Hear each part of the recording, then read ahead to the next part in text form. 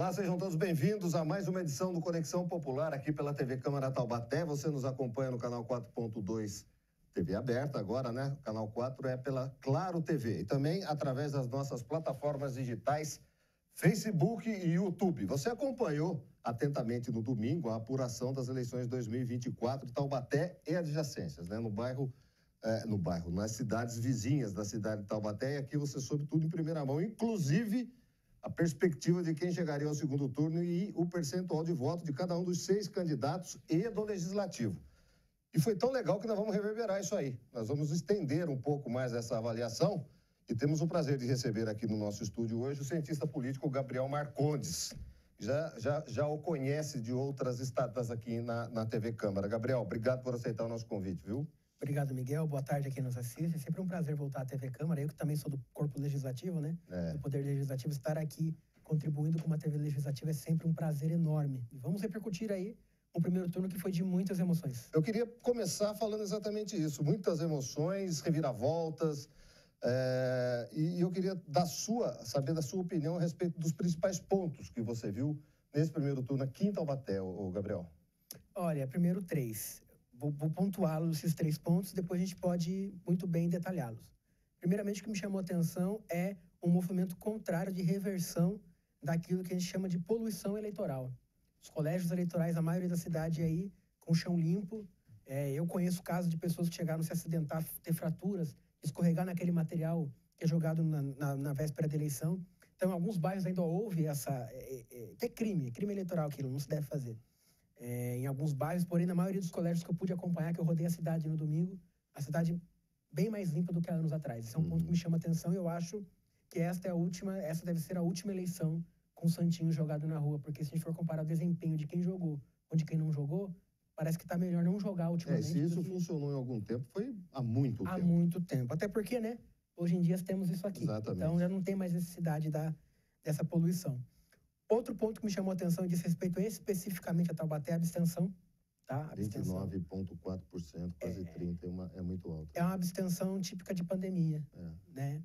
A gente sabe que houve um feriado aqui, um prolongamento da folga, isso refletiu no resultado eleitoral, refletiu inclusive no desempenho eleitoral dos vereadores, porque era esperado pela redução do número de candidatos e pelo aumento no número de eleitores, que a votação média dos candidatos aumentasse ainda mais do que já aumentou. Então teve impacto ali também. Porém, essas pessoas que viajaram no feriado e não votaram, estarão aqui para votar no segundo turno. Então, é um eleitorado que volta a participar, porém, grande parte dos candidatos, dos eleitores que não tiveram seus candidatos contemplados no segundo turno, né, parte desses eleitores podem optar pelo voto nulo ou pela abstenção. Então, a abstenção, por mais que as pessoas do feriado agora possam vir a votar, a minha avaliação é que a abstenção ela seja um pouco maior no segundo turno. Terá esse turnover entre os eleitores. E o terceiro e último ponto que me chama a atenção é que ele começa com a pesquisa eleitoral do sábado, feita pela IPEC, divulgada pela Vanguarda, em que mostrava a queda da Lorene, a ligeira queda da Márcia e o Sérgio Vitor numa crescente sem parar. 8, 13, 15. Quem sabe analisar gráfico... Embora tenha ficado distante do resultado final, mas a tendência é ok, né? Vamos lá, a pesquisa foi coletada quarta, quinta e sexta. Essas impressões de quarta, quinta e sexta foram construídas domingo, segunda, sábado, bem antes. Então, a pesquisa, ela tem um gap. A pesquisa não é feita para acertar resultado eleitoral. Mas ela é perfeita, e eu reafirmo, perfeita para indicar as tendências. E nesse sentido, as pesquisas do Vale, em sua grande maioria, não erraram. Indicaram a tendência correta. E teve um fenômeno também, que não é a primeira vez que acontece isso em eleições, mas em Taubaté eu não me recordo, que foi essa ascensão do candidato Sérgio Vitor nos últimos dias, nas últimas semanas. E como você bem disse, essa pesquisa de sábado do IPEC, mostrada pela Vanguarda, captou os dias de terça, quarta, quinta, sexta. E na sexta, no sábado e no próprio domingo, continuou a tendência de subida, né? Eu vou falar uma coisa para você. Eu conheço pessoas proeminentes na cidade que saíram de casa para votar num candidato e chegaram na urna e votaram no outro. Eu conheço vários. Você conhece vários? Sim. Isso se chama onda. Então, o Sérgio Vitor fez uma candidatura que conseguiu captar esse desejo, essa vontade do eleitor, certo? Foi a candidatura que obteve maior sucesso em captar essa vontade de mudança do eleitor. E eu dizia, há meses atrás, lá no T7 e em outros lugares, que se nós chegássemos a 15 dias da eleição com 2 ou mais candidatos na casa do 15%, seria uma eleição incerta. E isso aconteceu. Chegamos com 3 candidatos, 2 candidatas e um candidato na casa dos 15%, e aquele que apresentava a tendência de crescida se consagrou, né, como vitorioso, como um dos 2 vitoriosos para disputar o segundo turno. Em título de análise, muito se discute pós-eleição, por exemplo, da onde veio esse voto do Sérgio. Se ele veio migrado do então eleitor, possível eleitor da Lorene, da Márcia, do próprio Júnior, do indeciso. Na sua avaliação, da onde ele conseguiu captar essa votação necessária para ir para o segundo? Olha, muito boa pergunta, porque embora o eleitor veja na pesquisa ali, o Ortiz tem tanto, a Lorene tem tanto, o Márcio tem tanto. O eleitor que declara voto no Ortiz, às vezes, um percentual desse eleitor da pesquisa voto Ortiz, mas está em dúvida entre Ortiz e Sérgio, Ortiz e Lorene. Quem declara voto na Lorene pode estar em dúvida entre Lorene e Márcia, Lorene e Sérgio, e por aí vai. É um voto que, por mais que a pesquisa indique, é um voto que não está decidido. Tanto é que a Quest fez diversas pesquisas no Brasil inteiro, em capitais, e a Quest foi uma pesquisa que conseguiu captar um sentimento muito importante que se fez valer em Taubaté. De 10 pessoas que declaravam voto na pesquisa, Miguel, 4 estavam dispostas a mudar o voto. E nós sabemos de pessoas que mudaram o voto em cima da hora. Sim, eu conheço vários. Então não é que a pesquisa não tem condição de captar isso. A pesquisa tem condição de captar, mas o seu objetivo não é acertar resultado, é indicar tendência. E a tendência foi indicada. E preciso dizer novamente, falando das candidaturas, Sérgio Vitor foi a candidatura que menos arrecadou e, paralelamente, também a que menos gastou no primeiro turno. Né? Pelo resultado que teve, foi a campanha mais eficiente no custo-benefício de dinheiro-voto. Mas também foi muito eficiente em conseguir captar essa onda e trazer o eleitor e fazer as pessoas acreditarem que era possível chegar ao segundo turno. Mas você acha que migrou da onde esse voto para o Sérgio? De todos os candidatos. De todos os candidatos, inclusive dos indecisos? Sim. O eleitor que estava em dúvida entre Ortiz e Sérgio, o eleitor que estava em dúvida entre Márcia e Sérgio, o eleitor que estava em dúvida entre Lorene e Sérgio, acabou se posicionando de última hora. Entendeu? Porque por mais que declarasse voto ali, ainda assim a pesquisa, a Márcia teve acima da margem de erro na abertura da urna e a Lorene teve 1% acima da margem de erro. Quem teve 10 pontos percentuais a menos da margem do que a pesquisa foi o Ortiz. Não foi o Sérgio. Então, a gente pode ver que aí teria que ter uma pesquisa qualitativa para saber exatamente onde tirou. Mas pela variação da pesquisa e do resultado, é bem provável que o Sérgio tenha tirado a maioria dos votos do Ortiz. Não vamos instalar a bola de cristal aqui, nem fazer o jogo de adivinhação. Mas é inevitável que a gente faça uma previsão, pelo menos. Agora nós temos 2 turnos. Se a gente for de uma maneira pragmática, o Ortiz teve 10 mil votos a mais do que o Sérgio Vitor, né? 17. Desculpa, 10 pontos a mais praticamente. E agora você tem, vamos dizer assim, procurando um candidato que o satisfaça, 25 mil eleitores da Lorene, mais uns 28, 27 da Márcia, tem os votos do PT, os votos do José Saldi e tem 60 mil ou mais de abstenção. É um universo de voto que dá a eleição para um candidato que saiba trabalhar bem. Mas vamos só sintetizar nos votos dos candidatos que não foram para o primeiro turno. Você acha que a tendência da maioria desses votos, por exemplo, Lorene e Márcia, que foram os 2 mais bem votados, migram para quem? Olha, a Lorene foi a primeira candidata a declarar apoio. É que nem sempre o candidato declarando apoio, o seu eleitor acompanha. Mas a Lorene foi a primeira candidata a ficar fora do segundo turno a declarar apoio e declarou ao Sérgio. Acredito que parte dos votos que a Lorene obteve, não só a Márcia, mas em especial a Lorene, é um voto de rejeição ao ex-prefeito Ortiz Júnior. Então, acredito que grande parte desses votos que foram para a Lorene no primeiro turno, acreditaram nas suas propostas, acreditaram no seu trabalho, devem migrar, a sua grande maioria, para o Júnior. Isso já seria suficiente para empatar o jogo. Porém, o segundo turno tem um quê a mais, Miguel, que é o seguinte. Grande parte desses eleitores não terão um incentivo de ir para a urna votar no vereador que querem. Isso, por si só, faz com que a abstinência aumente, a abstenção aumente. Né? Então, vamos lá. Na minha avaliação, Ortiz e Sérgio hoje estão no 0-0. É uma nova campanha. Quem deve vencer é aquele candidato que conseguir passar uma mensagem de esperança, de mudança, de vitória. Sabe aquela coisa anímica? Aquela candidatura que conseguir mobilizar o eleitor para sair da sua casa num domingo e ir na urna digitar apenas 2 números. Tanto que o brasileiro está acostumado a ir para a urna digitar 5 sequências de número, 2 sequências, 4 sequências. E sair no domingo para digitar apenas 2 números, tem que estar muito mobilizado, né? Então, eu acredito que o grande desafio das duas candidaturas seja realmente a mobilização desse eleitorado, né? Esse sentimento de esperança, fazer contaminar o eleitor com esse sentimento de que agora vai, é possível, vamos. Aquele que obtiver maior sucesso nisso deve levar essa eleição. Eleva a qualidade do debate agora com 2 candidatos, tempos iguais e tal, na sua avaliação, Gabriel? Com certeza, eu acho um desperdício. Era para elevar, pelo menos, né? Eu acho um desperdício cidades que têm direito a segundo turno elegerem candidatos em primeiro turno. Eu acho que toda cidade deveria ter experiência de 2 turnos, porque isso permite ao eleitor uma reavaliação do seu voto. Vamos ver se o povo gostou disso. Vamos lá.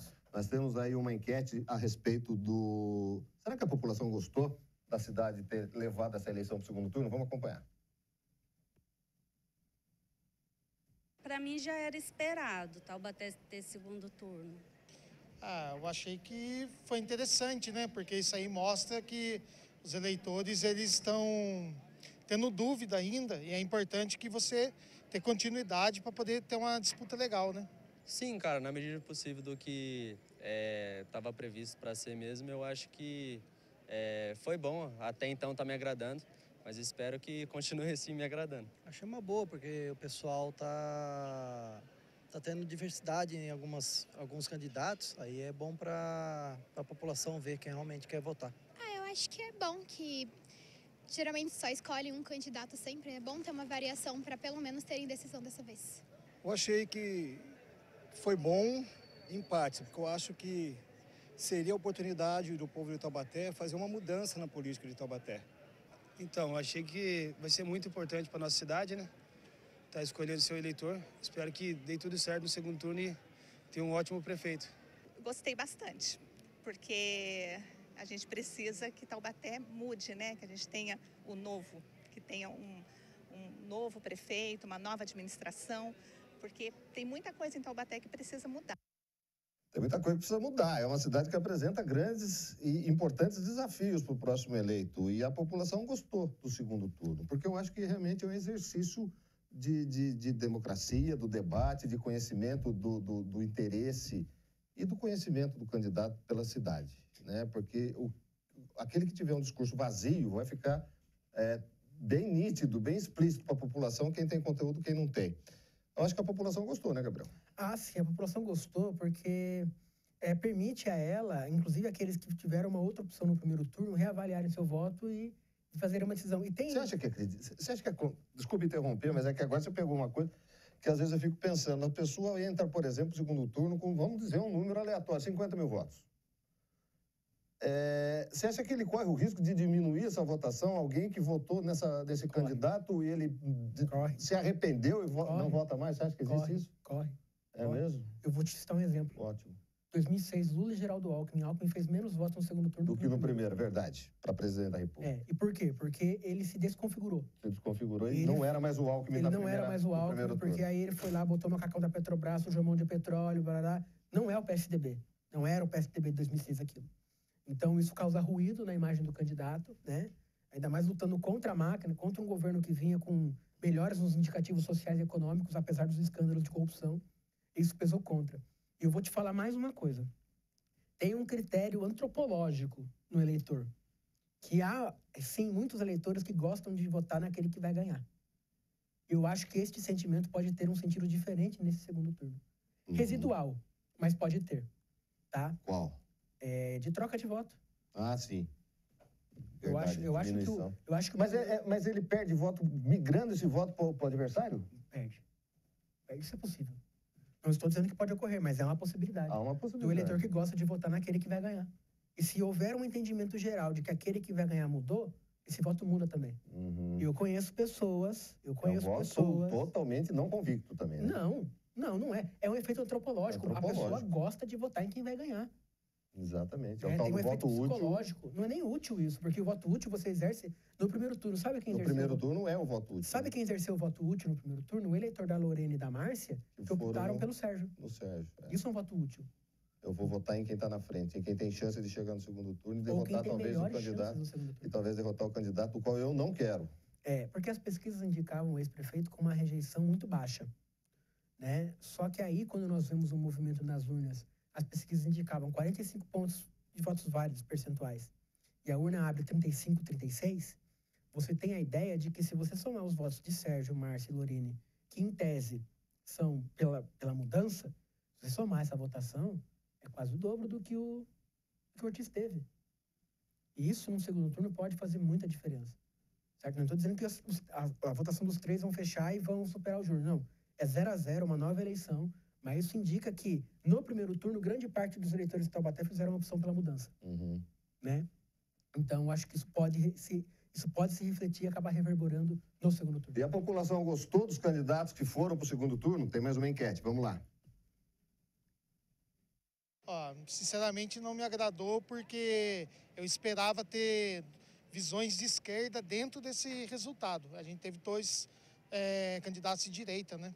Sim, agradou pelo fato de os dois candidatos, né, um já ser mais conhecido, já foi prefeito por 2 mandatos e um por ser novo, né? Tem muitas pessoas que aqui em Taubaté que está em busca de uma pessoa nova, né, um candidato novo. Eu espero que as pessoas tenham ciência, né, ver qual que é o candidato da sua preferência e que seja uma mudança para melhor, né? Eu acompanho bem, mais ou menos, bem aleatoriamente, mas que eles consigam atrair o público, né, para ter mais votação. Mas nesse segundo turno eu creio que as pessoas de Lorene, né, as pessoas da Dona Márcia, eu acho que esses eleitores podem sim apoiar um deles. Agora, eu creio que vão, pelo que eu vi nos debates pela Lorene e pela Márcia, eu creio que vão apoiar o candidato Vitor. Eu espero que o pessoal faça sua parte, o povo, né? Escolha o que seja melhor para a cidade. Eu espero que eles tenham propostas, né? Que eles apresentem mais propostas, que eles não fiquem se atacando. É muito importante, né? Que hajam mais propostas. Propostas que melhorem a cidade, que a cidade está com muitos problemas aqui. Na linha ideológica, Gabriel, tá aí a voz do povo, os dois candidatos não se distanciam tanto assim, né? Os dois do segundo turno. Na sua avaliação, como é que você vê isso?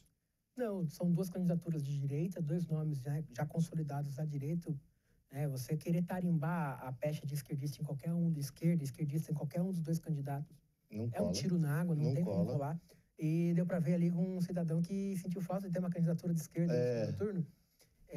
Eu costumo dizer o seguinte: qualquer ser humano, qualquer eleitor brasileiro que ainda se choca em ter 2 candidaturas de direita e a direita pujante no poder legislativo, ainda não se deu conta do país em que está vivendo, que como ele mudou, principalmente de 2010 para cá. É um novo Brasil, né? É uma mudança social, política, econômica, religiosa, que reverbera também na representação dos interesses políticos e sociais no poder legislativo. Então, nosso país mudou, nossos representantes representam essa mudança, e cabe às pessoas que pensam diferente disso reavaliar as estratégias e ver, né, o que dá para melhorar, o que dá para fazer, como se comunicar melhor com o eleitor da cidade. O eleitor que se intitula de esquerda ou tem a sua prática política mais à esquerda, como é que ele faz a sua escolha numa situação dessa, por exemplo? Por exclusão? Por exclusão. A gente chama o mal menor. O mal menor. Quem será o mal menor? Mas, assim, é preciso também ter uma avaliação muito programática dos candidatos. O que eles têm a oferecer de fato em termos de serviço público, o que eles têm a oferecer, qual é o diagnóstico que eles têm dos problemas da cidade. Eu acredito que os eleitores, por mais que, né, e outra coisa, a polarização não rolou aqui, Miguel. Não. E na maioria das cidades do Brasil isso não colou. E isso é um sinal muito bom de que, ainda bem, temos 2 momentos distintos para falar de política. Um nacional, em que a polarização até funciona, e, ainda bem, a polarização não suplantou o debate local. Porque nós temos aqui a figura de um ex-prefeito. Não suplantou, mas foi tentado isso. Tentado. As candidaturas tentaram isso e é normal. Cada um joga com as armas que tem. A arma que tem. Mas não funcionou. Não funcionou. Se tivesse funcionado, possivelmente teríamos PT e PL aqui, ou pelo menos um dos dois partidos no segundo turno. Então, não funcionou, e isso é um aspecto positivo de que o eleitor médio sabe distinguir a hora de discussões nacionais e a hora das discussões locais. Me permita recuar um pouco, a gente está falando está tentando prospectar alguma coisa para segundo turno, mas eu queria que você fizesse uma avaliação de como você viu a campanha no primeiro turno. Você acha que a gente fez mais do mesmo? A gente, que eu digo, os candidatos, as campanhas, teve alguma coisa de novidade? Você viu alguma coisa nova, alguma coisa evolutiva ou não? Não, tiveram tentativas... Estou falando em nível de propaganda, de discurso, de embate, de debate. Teve iniciativas de inovação nessa campanha, né? Eu vou citar duas aqui do que eu pude acompanhar. Primeiramente, a candidata Lorena, que tentou fazer um comitê itinerante que encontrou resistência junto à justiça por entender que aquilo não era um comitê, né? O uso de inteligência artificial na campanha e também o uso de realidade virtual na campanha. A candidata Lorena também utilizou desse artifício. Então, foram inovações que foram trazidas para essa campanha. Depois cabe a avaliação da candidata, da sua equipe, se funcionou ou não, mas eu vi essas duas inovações. Agora, me chama a atenção que esta campanha, Miguel, teve uma dificuldade tremenda de mobilização. As pessoas não iam nos eventos de campanha. Eu acompanhei as 6 campanhas, as pessoas não iam em reuniões, os comitês, comícios, só um candidato fez comício aqui, e mesmo assim você via as pessoas carregando bandeira, com adesivo, ou seja, pregando para convertido. Então, são campanhas que tiveram muitas dificuldades para mobilizar as pessoas em loco. Porém, a candidatura que chamou a atenção de mobilização digital está no segundo turno. Que foi a do Novo. A do Novo. Né? Ele não andava sozinho. Não. Né? Ele parece que levava um comício junto com ele. E foi uma coisa que foi observada por todos, isso realmente, essa estratégia. Na verdade, no digital, porque no pessoal também ele andava com um ou dois candidatos. Eu lembro da primeira cobertura que a Vanguarda fez na hora do almoço, dos candidatos, da primeira semana de campanha, o Sérgio Vitor andou sozinho de manhã no São Gonçalo. Sozinho. Não, e eu estou falando do Sérgio Vitor porque talvez ele tenha concentrado no centro e eu pude ver. Talvez o Júnior tenha feito isso na periferia, nos bairros, da mesma forma, né? Eu acompanhei as campanhas muito de perto dessa eleição e o Sérgio começou sozinho no São Gonçalo, o Sérgio andou os bairros também, mas andou dentro das suas capacidades, né? Dentro do que a campanha dele permitia. Ortiz Júnior foi o único que fez comício, armou palco, falou... Enfim, uma política um pouco mais dos anos 2000, dos anos 90. Rede social, que eu acho que a tendência cada vez mais é a campanha se tornar nesse nicho, nesse veículo. Quem fez melhor a campanha nesse primeiro turno, na sua avaliação? Rede social. Cara, é difícil você discutir com o resultado. Soube aproveitar essa ferramenta? Quem está no segundo turno?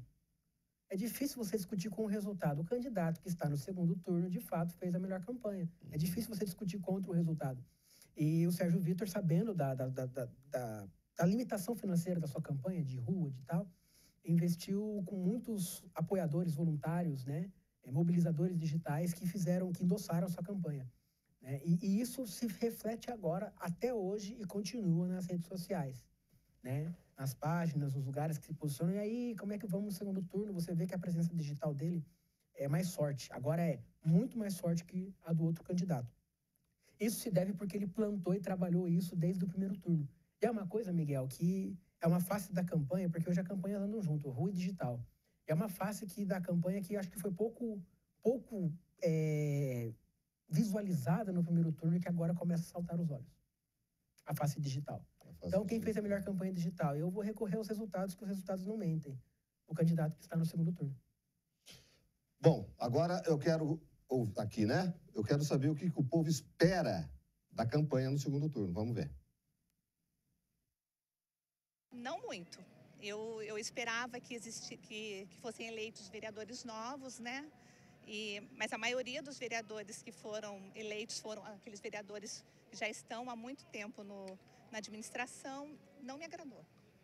Sim, eu achei bom ter duas opções, né, para gente que está em busca de novidades, né, de uma pessoa nova para representar Taubaté, né, em comparação com um candidato que a gente já conhece. Então, agora a gente tem a oportunidade de avaliar as propostas e decidir o que vai ser melhor para a cidade. Eu vou acompanhar a campanha, acho muito importante que todos acompanhem, né? E eu espero que tenham bastante propostas para trabalhar a parte social do povo. Agradou, porque muitas pessoas estavam indecisas ainda, né? Agora tem mais um tempo para pensar e votar em quem realmente precisa, como é que fala? Mais esclarecimentos para votar certinho. Não vou dizer que me agradou, não me agradou. Eu gostaria que tivesse uma mulher brigando pela Prefeitura de Taubaté, já que as mulheres estão aí, né, no patamar alto, e tem cidades como Caçapava, como São Luís do Paraitinga, com várias cidades aí que tem como prefeita mulher. Eu achava que seria uma mudança, assim, tipo, como é que eu posso dizer? Uma mudança diferente, uma coisa que a gente poderia investir, sabe? Dar mais oportunidade às mulheres também. Acho que para mim não foi fora do normal, não. Que estava previsto já, que o Otim Júnior ia ficar um pouco à frente do Sérgio. Então, espero ver agora o resultado final no segundo turno. Eu tô quase descobrindo em quem cada um deles votou já, viu, Gabriel? É possível fazer uma Já tá pesquisa dando, ali. deram pistas. Vamos saber como é que ficou, então, desde 2000, a questão da renovação ou não renovação, né, do Legislativo. Nós temos um gráfico aqui, pedi para o Taveira a gentileza de colocar para a gente. Lá, em 2000, nós tínhamos 21 vereadores, ô Gabriel. Você está acompanhando aí, né? Isso. E foram feitas 11 novas candidaturas foram eleitas, né? Não, ou melhor, 11 permaneceram e 10 foram eleitos. Então, teve uma renovação de 10 candidatos, de 10 vereadores. Em 2004, 6 foram reeleitos e 8 eleitos. Ou seja, aqui a renovação foi grande. Em 2008, 11 reeleitos. Aqui já tínhamos 14 vereadores apenas, né? Que reduziu o número de vereadores na legislatura. E 3 eleitos. Depois, em 2012, aqui também teve uma renovação muito forte. Eu me lembro muito dessa época da eleição, do clima político na cidade de Taubaté, pós-mandato do Roberto Peixoto, que teve comissão processante, né? Teve uma série de turbulências. Foram 8 reeleitos e 11 eleitos. Aqui já voltava para 19 a bancada de vereadores. Em 2016, 11 reeleitos e 8 eleitos, certo? Em 2020, 9 reeleitos e 10 eleitos. Aqui a coisa já ficou meio a meio.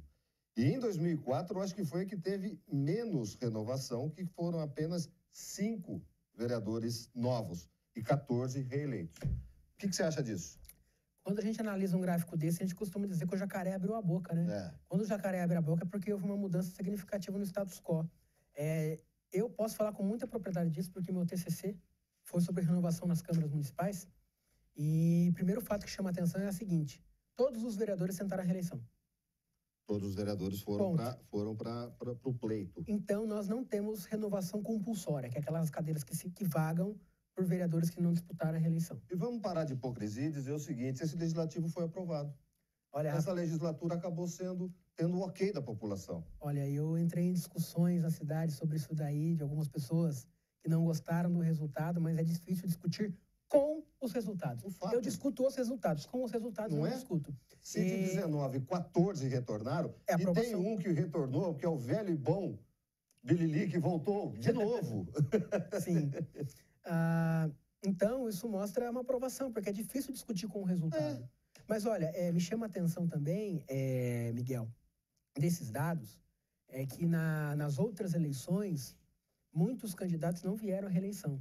Esta foi, se não foi a única, foi uma das poucas vezes que os 19 vereadores disputaram a reeleição. Então, é normal que numa disputa como essa, mais deles voltem. Tem um detalhe também, Gabriel, até para dar subsídio para você, nós tivemos candidatos que não votaram, mas que tiveram votações expressivas.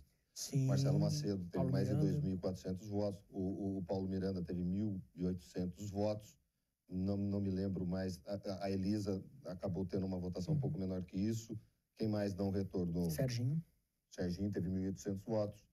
O Tigrão teve uma votação expressiva, mesmo não sendo eleito, porque aí tem a questão do quociente eleitoral e tal. A chapa, né? A chapa, a própria... O Serginho caiu numa chapa que 2 candidatos foram mais fortes. Exatamente, mas foram bem votados também, né?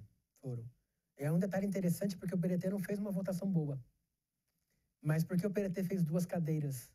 Porque na distribuição das sobras, os candidatos tinham que fazer sozinho 20% do quociente eleitoral. E o PT só fez um também por causa da redistribuição das sobras, na segunda. O PT não fez... Não fez o quociente. Fez na sobra, não fez o quociente. Sobra. Então, para o PDT fazer uma cadeira, olharam o PL. A candidata Renata Cobra não tinha os 1.600 votos. Então, próximo. PRD, Zelinda tinha. Opa, Zelinda entra. Fica. Solidariedade, o enfermeiro Jorge, faltou 300 votos, primeiro suplente. Não tem, passa, próximo. O PSB, 9.999 votos. Gustavo Miragaia, fez quantos? 966, próximo. Gorete. A Gorete era para ter voltado, mas faltou um pouco mais de 200 votos para ela voltar. Então, próximo. Tá chegando o PDT, em que o Neneca fez 1.600 e poucos votos. Inclusive, quero aproveitar a oportunidade, não só para parabenizar os eleitos, como parabenizar os primeiros suplentes dessa nova geração, que em sua grande maioria são candidatos de primeira disputa. E não é a primeira disputa, você fazer uma votação tão boa e ficar de primeiro suplente, é um fato a ser parabenizado. Então, os nomes que eu citei aqui, meus parabéns. E os outros que eu esqueci aqui, que são muitos nomes, né? Mas esse que eu pude lembrar, deixar aqui meus parabéns. A composição do Legislativo, para você, vai um pouco para a direita, um pouco para o centro, um pouco para a esquerda? Ou continua como está, na verdade? Cara, isso é muito difícil de você avaliar, porque a nível municipal, a composição, a questão ideológica, ela reverbera menos do que na questão nacional. Muito menos. Mas tem que esperar o posicionamento, a produção legislativa, os discursos desses vereadores para dizer se foi mais para a direita ou mais para a esquerda. Dependendo da preferência de quem olha, foi para um lado ou para o outro, né? Eu, enquanto analista, eu vou esperar o resultado dessas eleições, vou esperar a produção legislativa, o discurso e o posicionamento dos candidatos eleitos para essa. O que me chama a atenção é o fato do PT, depois de 12 anos, voltar a ter representação na Câmara. É isso que eu queria mostrar até aqui, eu não sei se tem no ponto aí, exatamente as bancadas que foram eleitas em 2024, em comparativo a 2020. Olha lá. Cidadania, Republicanos, DEM, MDB, e me surpreendeu o MDB não fazer nenhum candidato. MDB, PL, PSDB, o quase saudoso PSDB. Não, já saudoso. Né? Já saudoso. 2 cadeiras. Uma cadeira o PDT, PP, PRTB, PSB, PSD, PSL, PTB, uma cadeira. Em 2024, o PRD, que me surpreendeu por ter 3 cadeiras também, né? É um partido novo. É a força da chapa. É a força da chapa. 3 cadeiras. 2 cadeiras PL, PDT, Republicanos, União e PP. E uma cadeira Solidariedade, PSB, PSD, PT, Podemos e o Novo. Essa é a composição partidária dessa legislatura. Me permita uma correção. Agora, olhando os partidos em comparação, posso afirmar que foi mais para a direita. Foi mais para a direita. Agora, olhando os partidos, foi mais para a direita. O que eu acho que vamos falando de esquerda, porque eu também não acredito que em nível municipal... Importa menos. Importa mais menos importa. Mas eu acho que nós vamos ter bons debates a partir do momento em que você tem mais um integrante da esquerda, que é o PT. Eu acho que mais... O debate, claro que um amigo meu falaria no campo das ideias, né? Porque é uma legislatura extremamente conservadora da Câmara. Eu acho que... E continua sendo. Na minha avaliação, a volta do PT para o Legislativo Municipal aqui em Taubaté, ele não só traz mais qualidade e equilíbrio para o debate aqui dentro, eu digo em relação à composição de forças, tá? Exato. Na Câmara, mas como também... Eu acho que surge um bom debate. Não só isso. É o único partido que, de fato, defende o governo federal, porque é o partido do governo federal.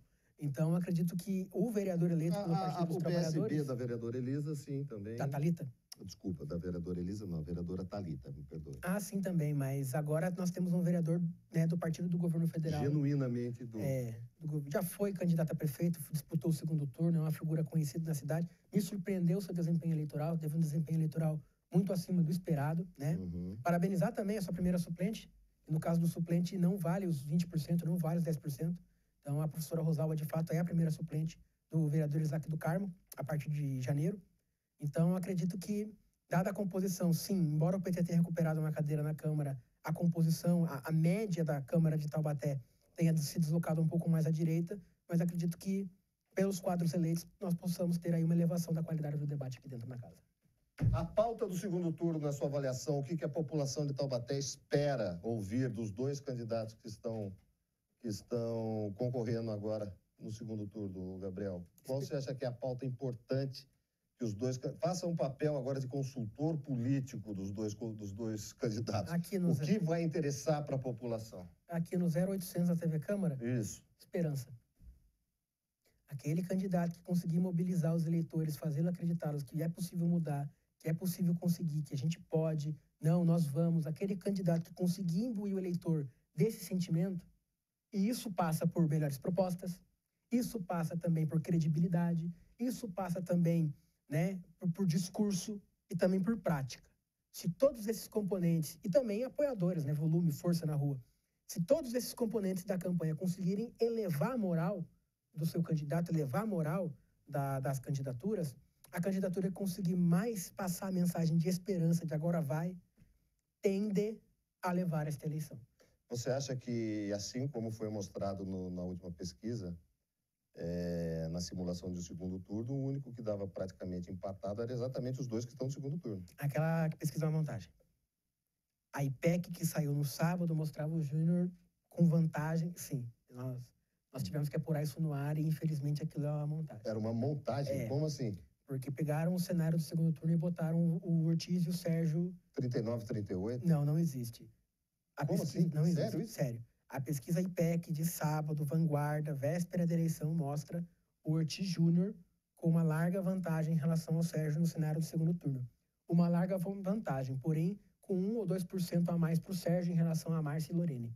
E como é que vocês detectaram isso agora? A gente quer saber também. Vocês detectaram que isso, então, não era realidade? Não é real. É uma montagem que circulou, mas eu vi, eu assisti, eu tenho a pesquisa IPEC de sábado. Bom, peraí. Então, vamos deixar claro aqui, pelo amor de Deus.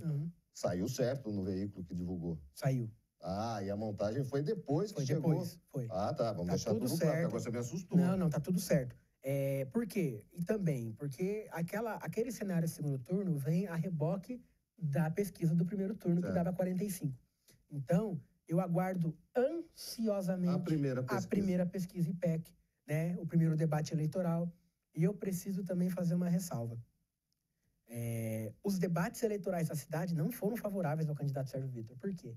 Porque, diferentemente da Lorene em 2020, que começou lá atrás, mas com desempenho no debate da Band na abertura do período eleitoral, ela passa a liderar as pesquisas. Por quê? Ela ficou conhecida naquele debate.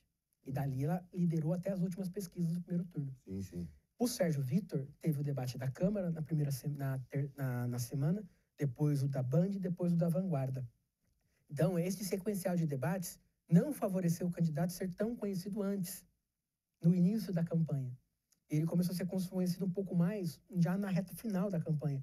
E, por incrível que pareça, isso pode ter favorecido a sua arrancada final. Eu quero te dizer o seguinte, a onda, ela é capaz de se manter em bom pico até o segundo turno? Vai depender do desempenho dos candidatos, até porque o Sérgio não disputa no vácuo, disputa com um ex-prefeito, um político extremamente experiente, com um capital político muito forte na cidade. Então, o Sérgio Vitor não vai disputar no vácuo. Eu até já disse no ar em outras oportunidades que o Sérgio Vitor teve 27 segundos de TV e agora tem que correr atrás de uma produtora, de fazer material, porque agora a campanha é ombro a ombro com o Ortiz Júnior. E o Ortiz Júnior sabe fazer campanha eleitoral. E como o Sérgio não é conhecido, ele precisa ter uma estratégia muito boa de campanha na TV, porque agora é para e passo. Os dois vão. Ele vai ter mais trabalho para mostrar as propostas e fazer com que as propostas cheguem à população, né? O caminho é mais longo para ele. Mas eu acho que o tanque de combustível dele está um pouquinho mais cheio. Então, isso torna a campanha um pouco mais igualitária. Ele pode ter mais caminho para andar, mas eu acho que está com mais gás. E aí, independentemente do resultado, né, o cenário está aberto para as duas candidaturas, mas eu vou me surpreender se houver uma diferença muito grande entre os dois. A diferença não deve ser muito grande. Mas na primeira pesquisa pode ainda estar tendo um reflexo do que estava no primeiro turno? Sim, com certeza, mas aí os debates e a campanha na TV a partir de amanhã, a partir de sexta, é um novo caminhar, né? É um novo caminhar. Mas me surpreenderia muito se tanto o Ortiz quanto o Sérgio tivessem uma diferença muito grande em relação do outro. Vai ser uma disputa muito acirrada. Legal.